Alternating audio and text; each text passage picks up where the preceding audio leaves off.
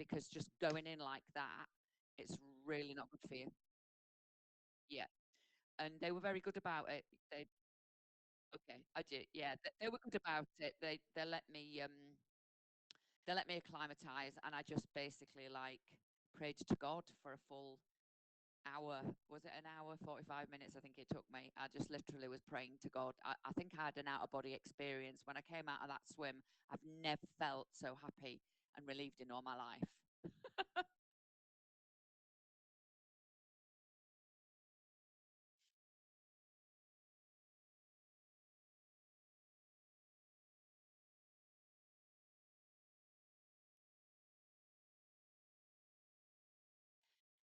I think I did my first. I think I did my first open water proper swim in Bristol when I was coaching with Triforce Endurance. We all went down there, and I had the same thing happen then. I had that experience a few times and thought it was just me. I thought it was just my head. Until that,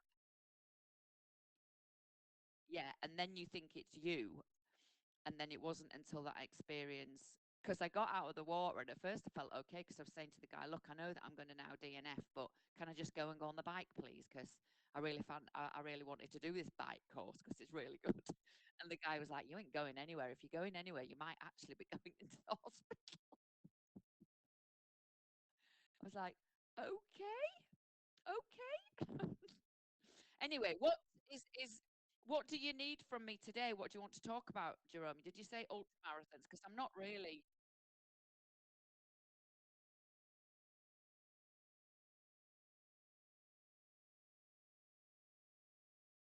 Oh God, yeah. Paper flu.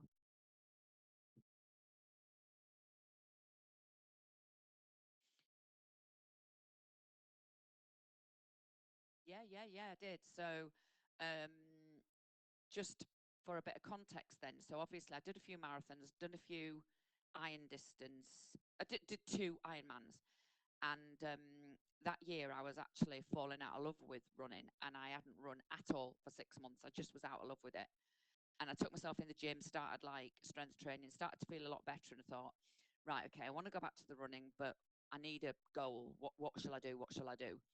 And I'd always said I would never ever run an ultra marathon. I was like, does not actually float my boat at all.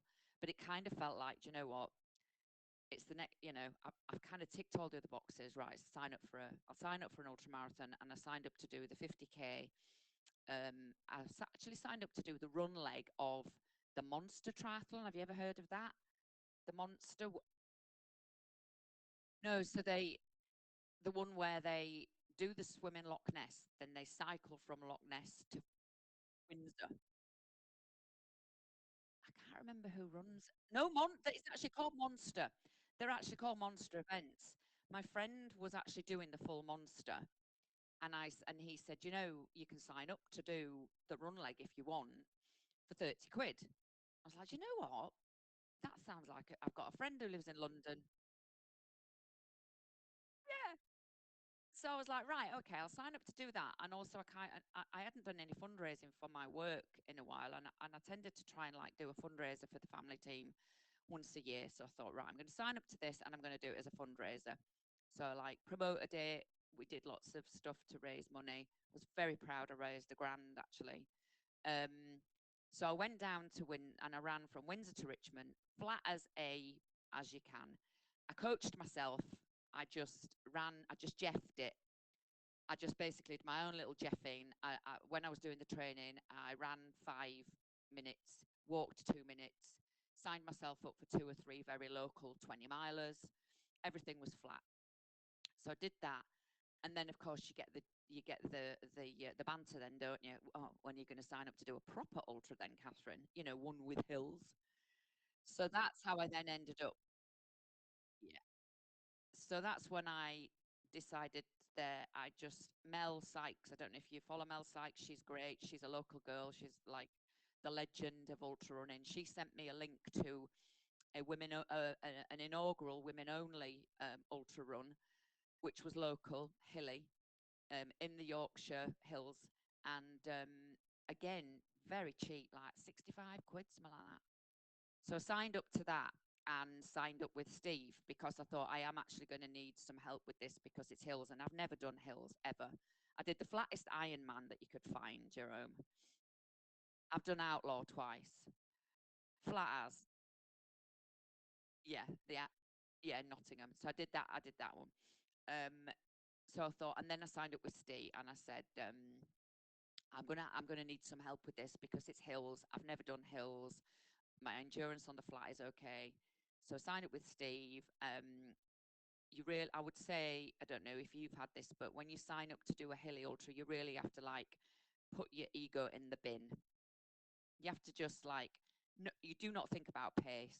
It's just so, yeah,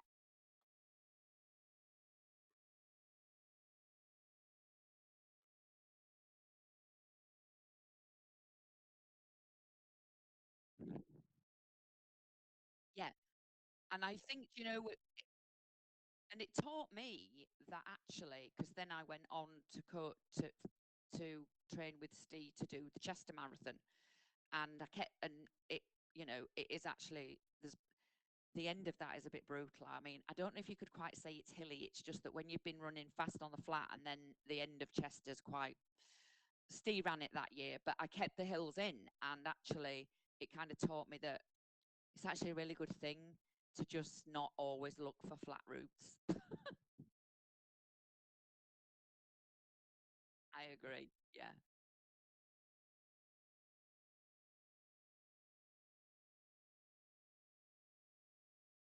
yeah. So the one that I so the one that I signed up to, She Strides, it's called, and was fantastic because, and if this is going out on Instagram, I want to give a real plug to She Strides events. It was their first female only ultra, and Jilly and her daughter Iona basically did a whole program of recce's. So I was out in like Wuthering Heights land most, I would say twice a month at least, from the April to the August, doing different recce's. So we do like one section of it, and then the final kind of heavy weekend, I went and stayed, and we did half of it on the Saturday and half of it on the Sunday.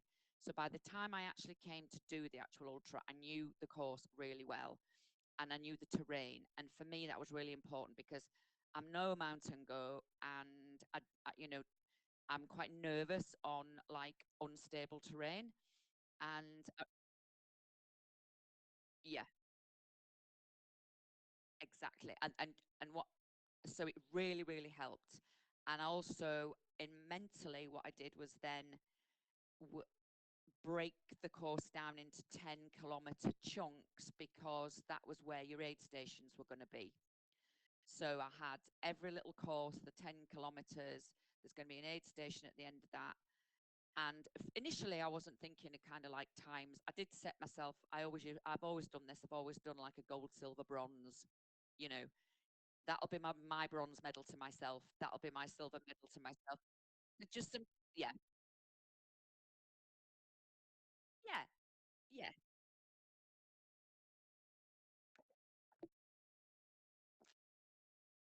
yeah, yeah. And so I went into this. Yeah, absolutely. And I went into this one, in all honesty, not even knowing if I'd make the cut off because this was me out of my comfort zone. This was me in very unconfident in the terrain, very unconfident in what the weather might do because when you're up, when you're actually going up hills, the weather can be so changeable. I hate the mud, all of that stuff. This was, you can't. I mean, as an endurance athlete, I kind of like I will say that's kind of my bag, but you can't say that. Oh yeah, you're a marathon runner, therefore you will just transition to running an ultra marathon.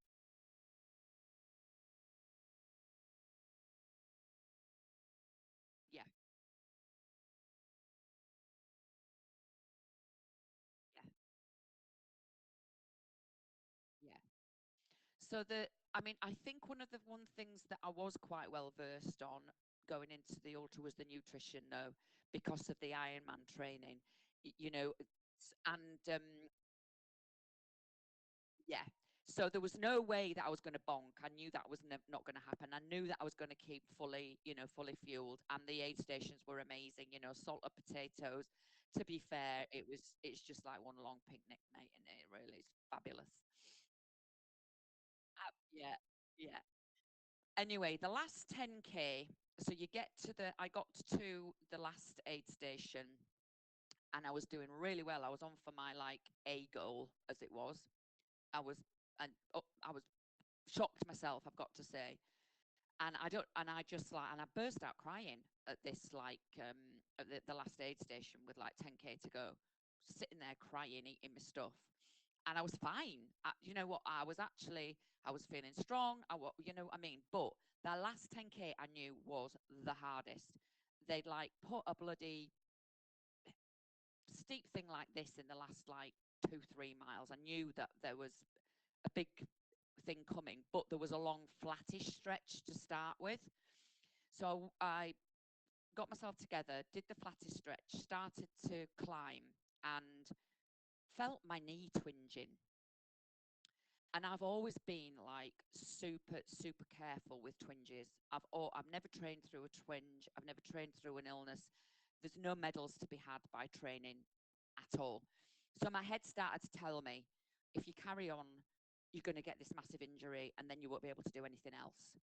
So I came up this hill, dropped down onto the road where there was a marshal, and I was like, I think I'm going to drop out. And there was literally like 4K to go. Where was my head at? I think I'm going to drop out. I said to this marshal, I think I'm going to drop out. And she was like, oh God. I said, oh no, I can feel this twinge in my knee. And if I carry on, there's that really, really hard bit. And what if my knee goes? And I don't want to be, that was my whole thing is always like, I don't want to be out. Touch wood, Jerome, I've not been injured in 10 years. I've managed to, yeah, you know what I mean? I've managed to be sensible. Anyway, so y-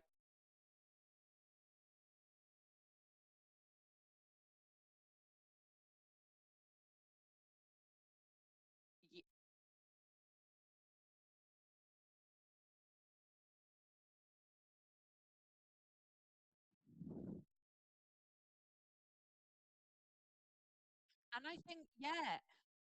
And when you're older and it's like, my priority is to be able to still be doing this like when I'm 80. It's not winning medals and getting like, elite times.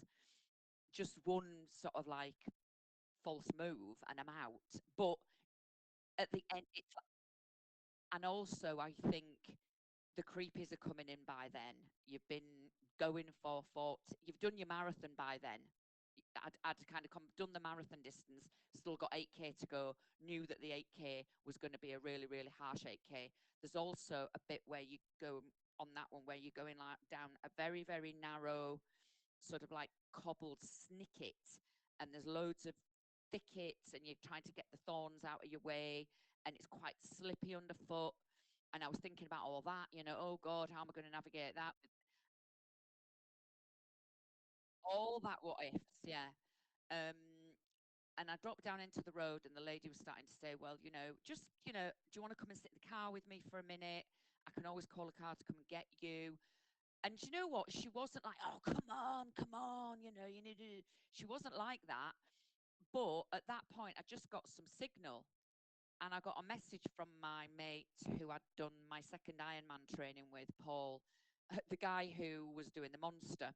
Very, very, very good mate of mine. And this message had come through, and he was tracking me. And I don't think anybody was tracking me, to be fair. And just this message came through and said, come on, Catherine, you're doing bloody brilliant. Because he knew what my different kind of like time goals were. And I don't know what, I was just like, right. And I looked at her and I went, fuck it, no, I'm going. And I just went. And it just,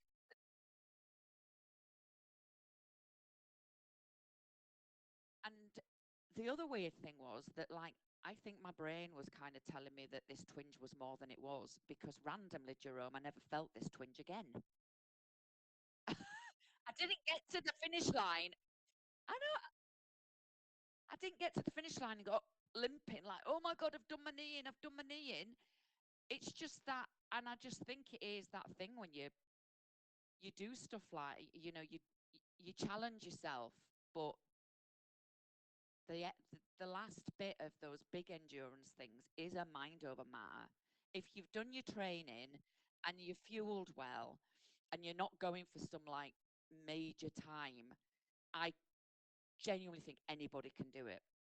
I was never sporty. I spent most of my younger days overweight, and then, as you know, nearly drank myself to death.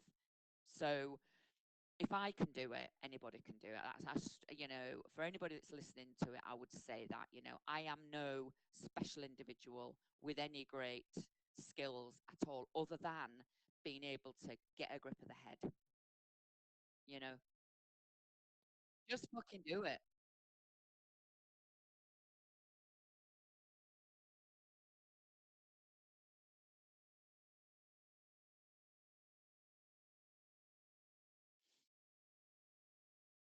Showing up, get it done. Yeah. And the thing as well, the other thing that people have to have, we've had this conversation, haven't we, about whether or not you should sort of like um, demonstrate some previous achievements in order to go forward to the full Ironman. We've talked about that, haven't we? And a little bit of a disagreement there, simply bringing. So, but there is also that part that I do agree with you, and that is that you have to have some respect for distances that go. You have to have the respect for the marathon. It's unforgiving if you don't. You have to have the respect for a full Ironman. It's unforgiving if you don't. And I would say,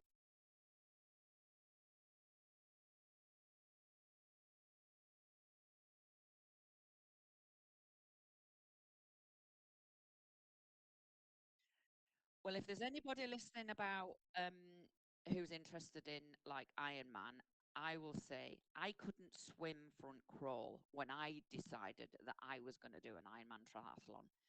And I went and had lessons, and I looked at the cut-offs, and I knew that the last thing I wanted on the day was to have that mental worry of chasing cut-offs.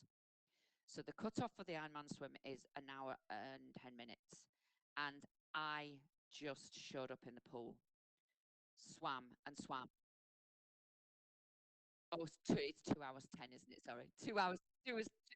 I know it's 2 hours 10 for the full. For the outlaw, it was 2 hours 10. And I couldn't swim front crawl, so I had to have some lessons as a grown up. As a 50-year-old, I had lessons.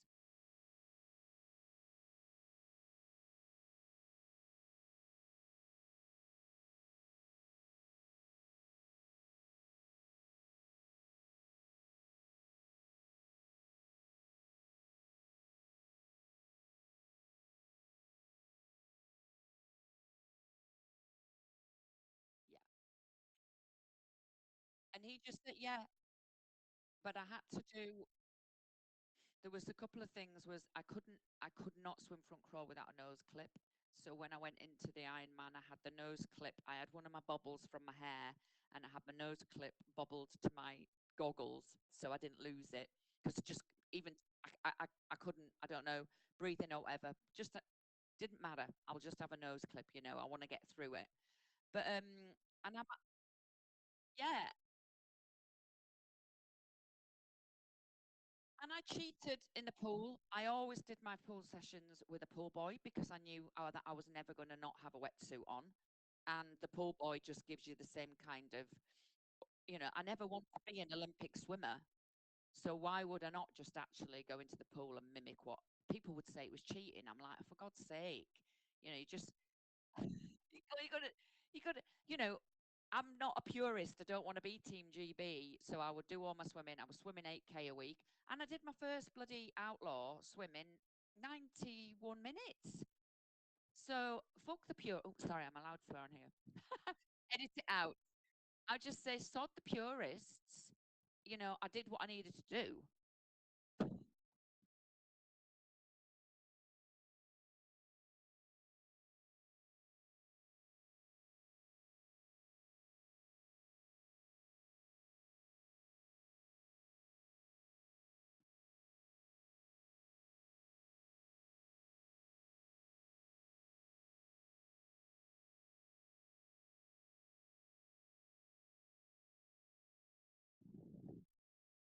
Oh, nice one.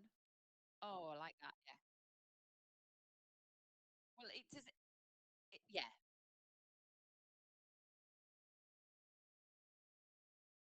Well, that's the good thing about triathlon is it attracts people who've got a lot of money who are then shit and want to sell all their stuff.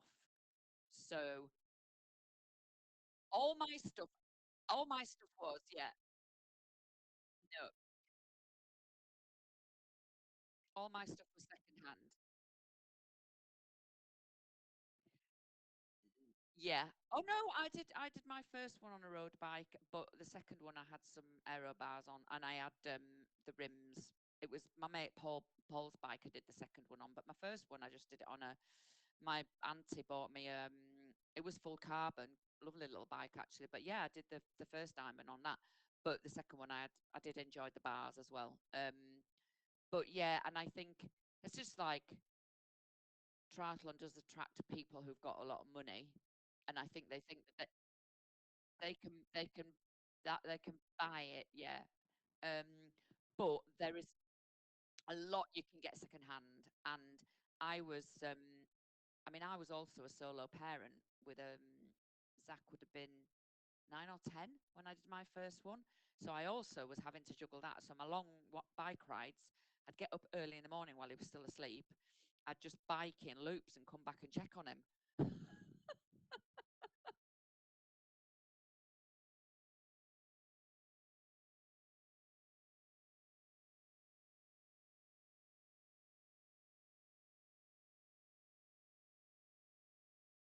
Oh, bless her. Yeah.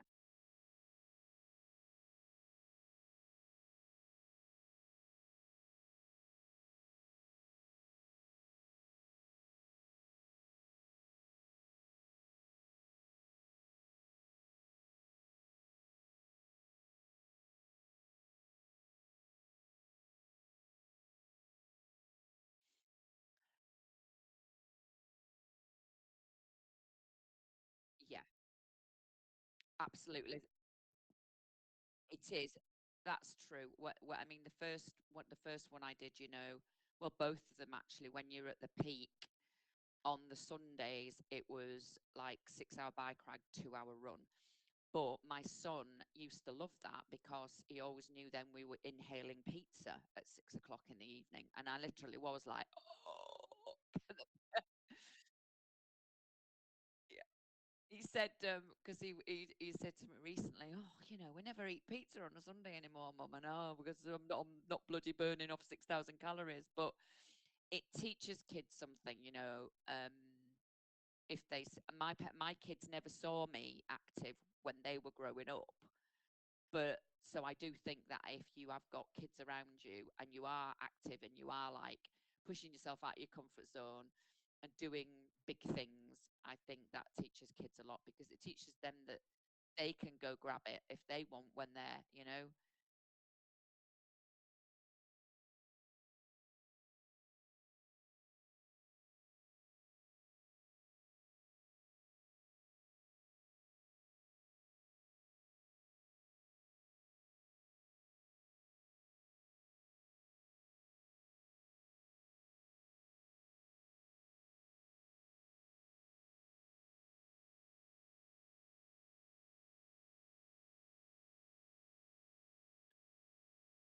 Yeah,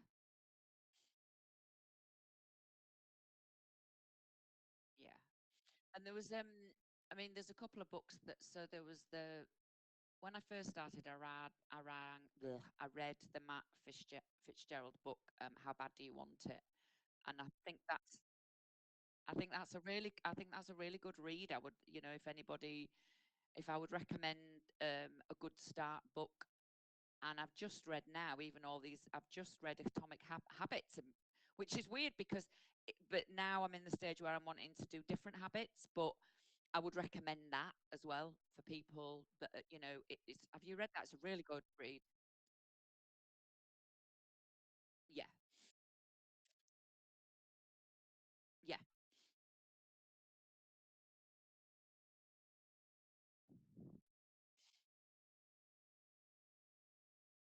yeah.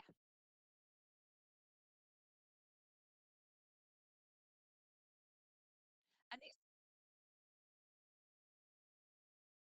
Yeah. And the other thing that I've found, so recently because I'm not actually really I'm not doing any kind of impact stuff, and this is more to do with a whole other subject, which is menopause. But I'm walking every single day, 5 miles probably. I get up early and I'm walking.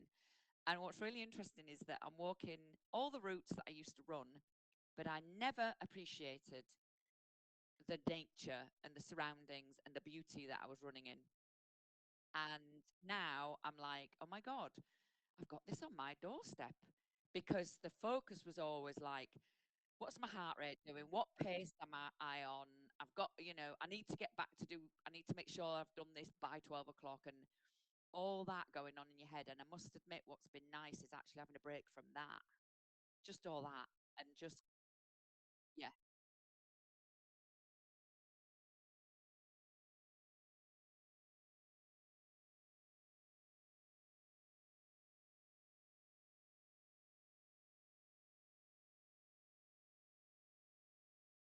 yes, yeah. I mean, I'm chasing sunrises now. That's my thing of the moment. The last 2 weeks, I just happened to be on a walk and the sun rose at the top of this hill, and I was like, oh my God, this is amazing. And now I'm checking every morning what time's the sunrise, and I'm chasing to get there for the sunrise. How beautiful is that? But in a place where I used to run all the time, and I probably would have never even noticed the sun rising.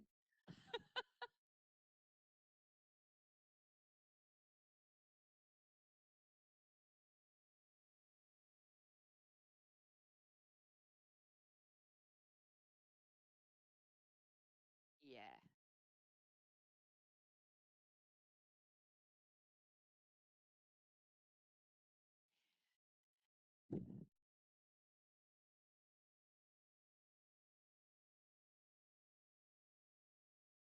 Yeah, I mean, I had to do the mind over matter thing as well at Chester, Manchester. I'm not going to lie. So I trained for a PB. My marathon PB before was 4:21.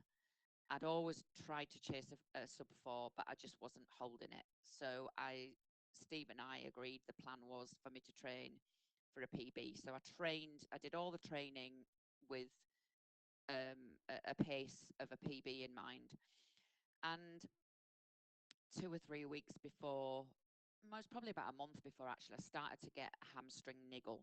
Just a niggle, just a slight niggle. But I did find that dry needling was really helping it. So um, I got so I started the marathon, and I was doing really well.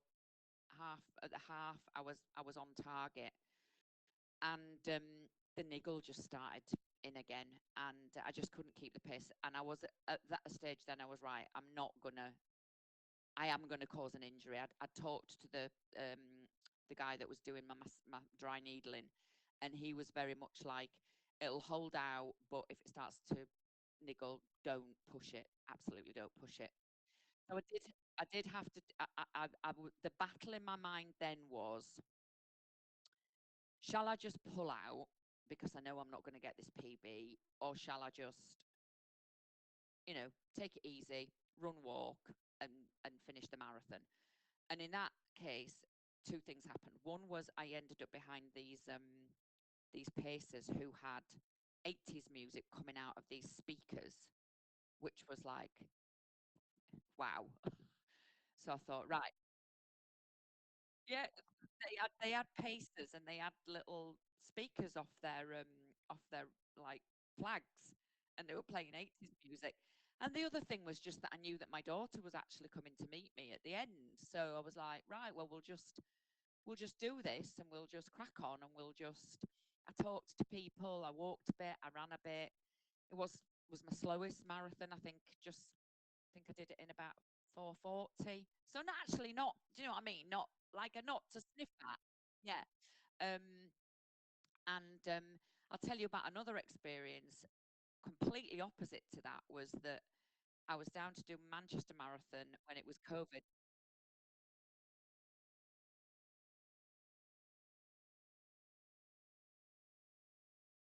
Sorry. Oh. um, so it was Manchester Marathon. and it was the year after COVID, and when it was delayed, and then it was the year after COVID, and I didn't want to do it. I'm not going to lie, I really didn't want to do it. And we had to do a COVID test. I was actually hoping to God I'd get COVID and then wouldn't have to do it.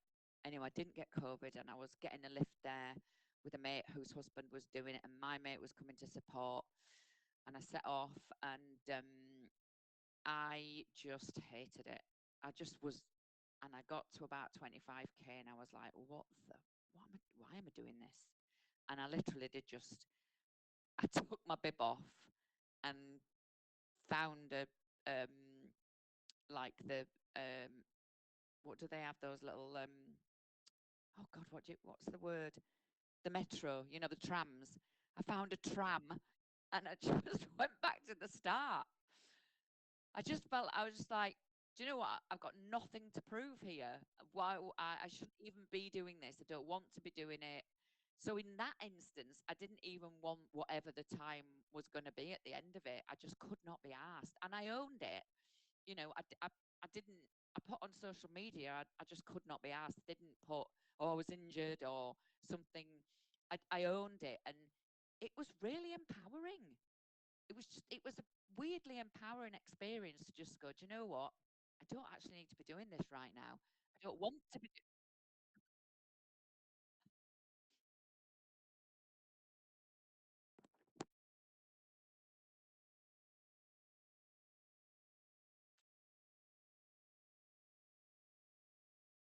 Oh yeah, yes. And then it wasn't.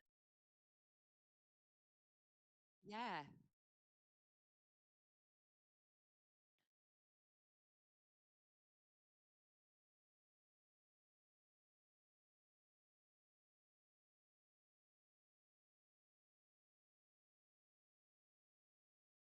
Oh no.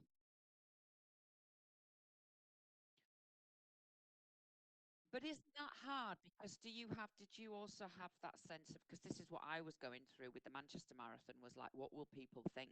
And I really had to get over that. I had to get over that.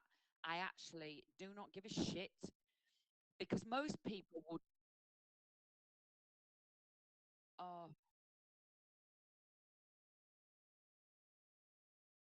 yeah.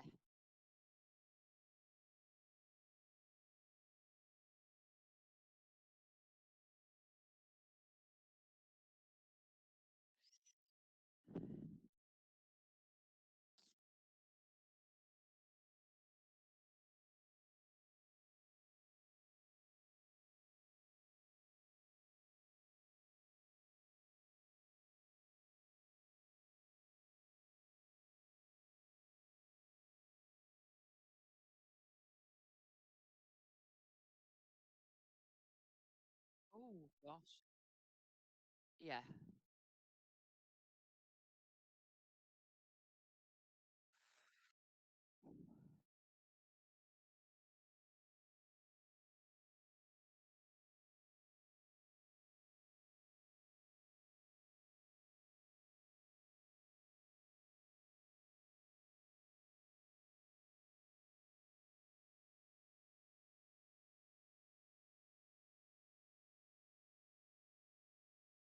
Oh,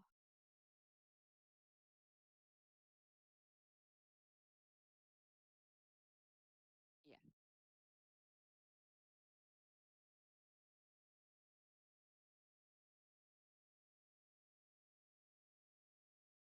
Yeah.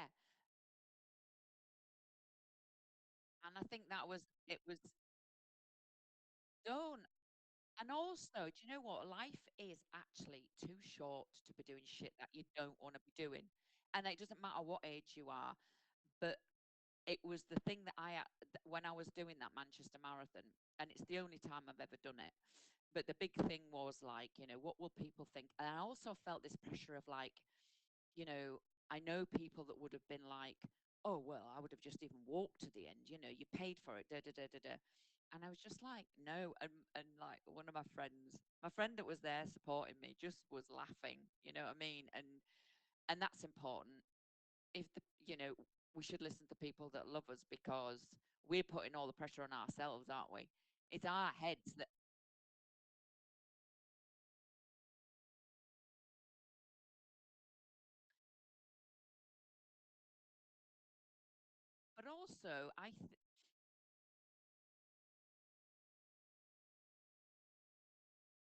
also, Jerome, you know what?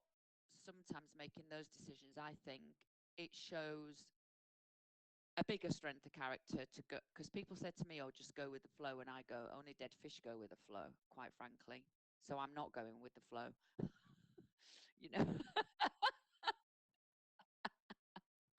Anyway, is that? Have you got? Were there any questions? Was there anything specific that you wanted me to talk about?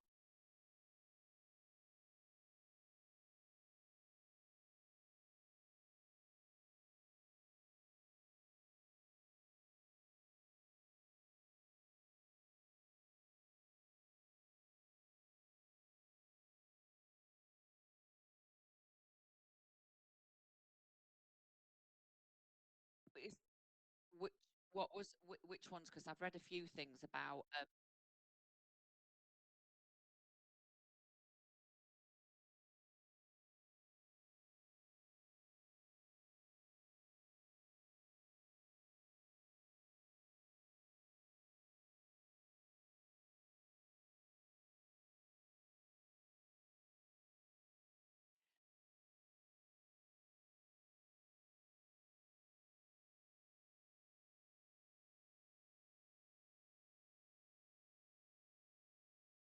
Really.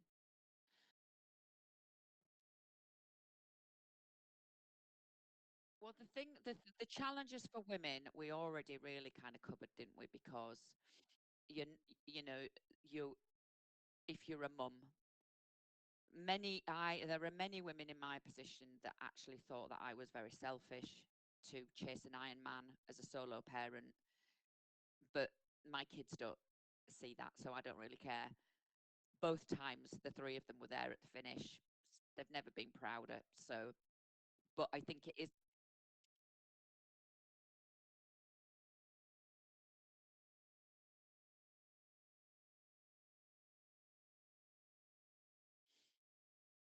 cute.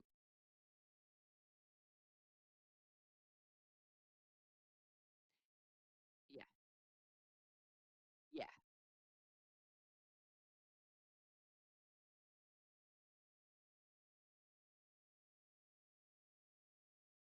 yes, yeah.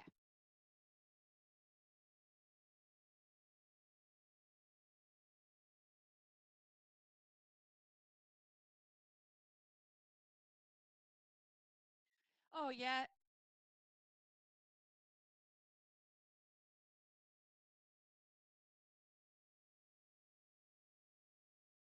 yeah. I used to do my long runs in the week while Zach was at school, and then the shorter ones he would come on his bike. But you know that Ironman thing. I think we've also had this conversation before. I'm not a huge fan of Ironman, and I always maintained that I would never do an Ironman branded event, and I still stand by that, even if I went back to triathlon. I just think they're charlatans, and I know people who have actually rocked up and competed at World Championships, and because of the roll down, and they actually came last in their age group. So to my mind, that just makes an absolute mockery of it being a world championship because they just want the money. So I've known where people have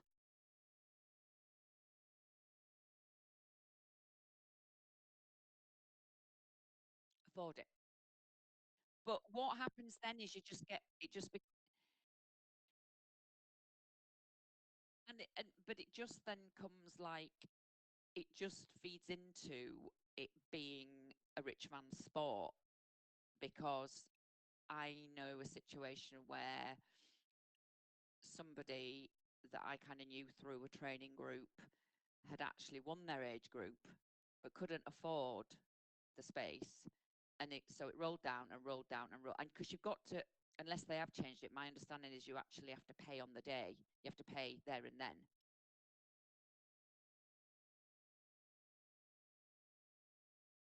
Ah, but I have a friend also, and now this I think is really sweet, is that he actually got a legacy place he'd done so many Ironman events, he got his space to go. I think he's been twice. He's been to Nice and Kona. And I actually kind of think, well, do you know what? If you've put that much dedication into the sport over the years, then I actually think, because my understanding is Kona is amazing, and the atmosphere and everything is just like a really great place to be. And yeah, but I was very much like, I think I wanted to support a kind of a homegrown British sort of outfit, which was outlaw events. Um, I was really disappointed when Ironman decided to put their inaugural full distance in Leeds on the same day as Outlaw. I just thought that, I'm just not a great fan of Ironman, Jerome. So I'm the wrong person to ask about what they do with their rules. And you can edit it out if you want, or you can put it out there.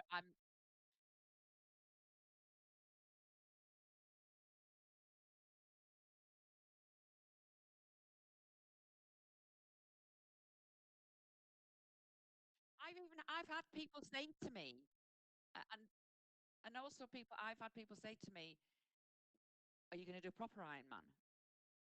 I'm like, and I have known people who've actually not considered themselves to be a proper iron distance triathlete, even though they've done outlaw.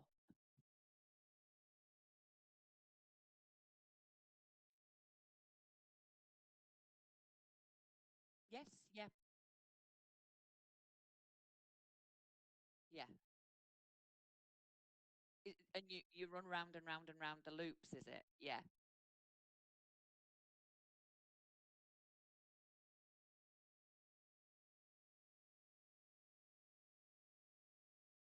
yeah,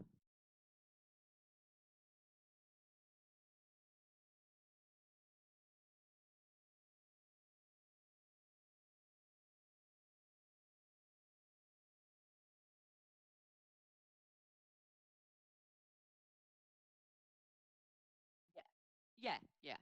And I mean, I'm glad that I had the experience of doing like a flat one and a hilly one. And I am also, as I sit here now, kind of having a break from it all. I know it's not over. I know I'll be back out there in the next 18 months. I just know it. I've just had, just like you say, kind of reset, prioritizing other stuff, prioritizing strength training, because I do think it's hard to fit your fit your strength training in with your endurance training and doing it all. It is really hard to fit all that in.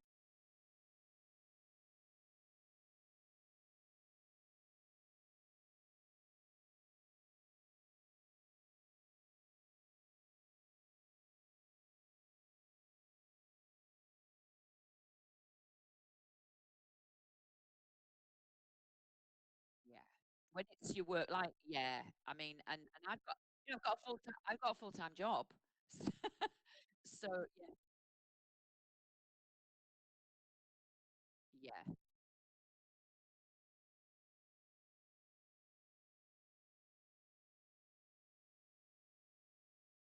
yeah, yeah,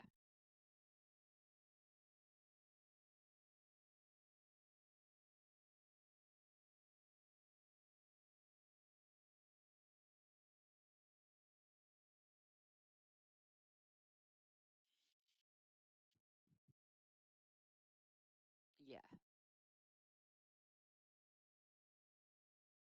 yeah, yeah, I agree. But yeah, I know I'll be back doing something in time.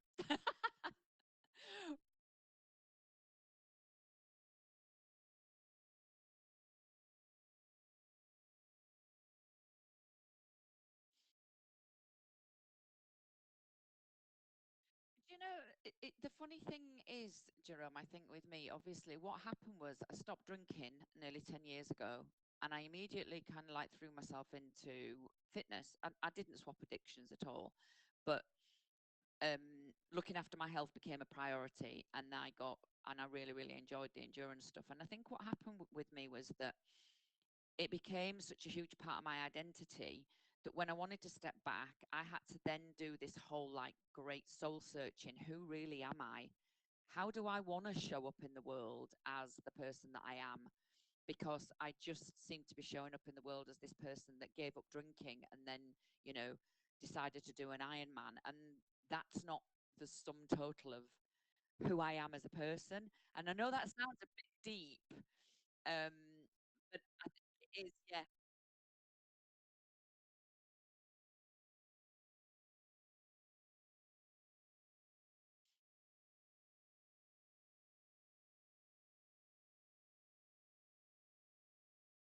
Oh, yeah. Oh, yeah, yeah. And somebody called me a triathlete, and I'd never recognized. Yeah,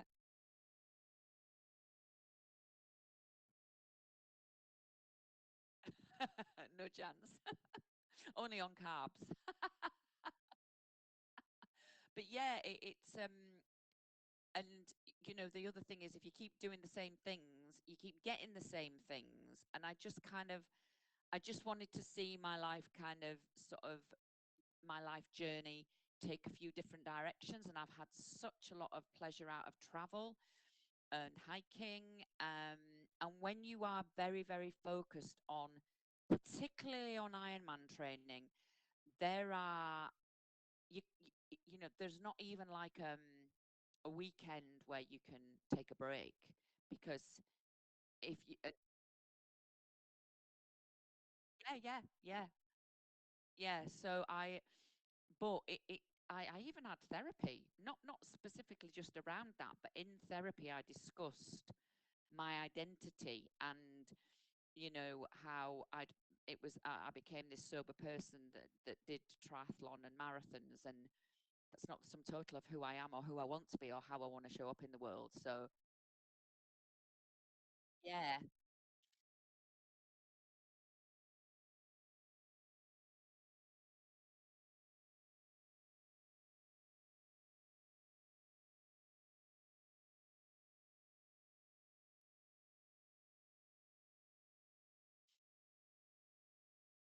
yeah,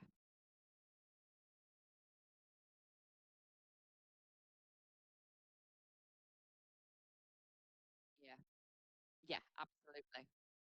Yeah. God, well, we've talked for ages, haven't we?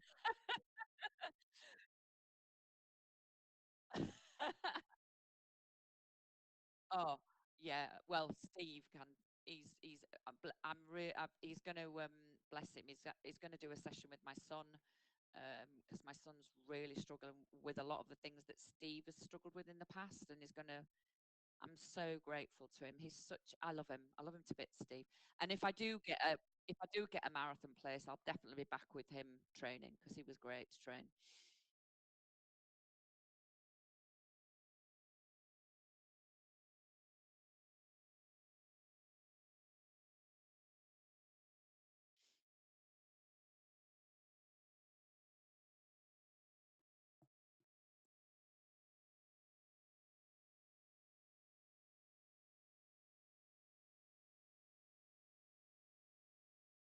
Yeah, yeah,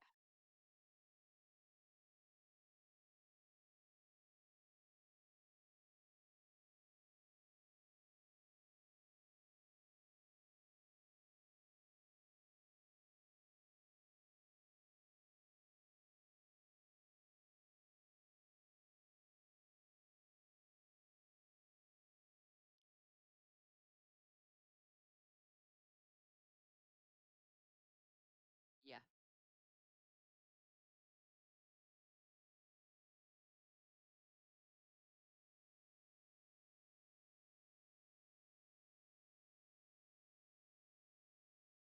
Yeah.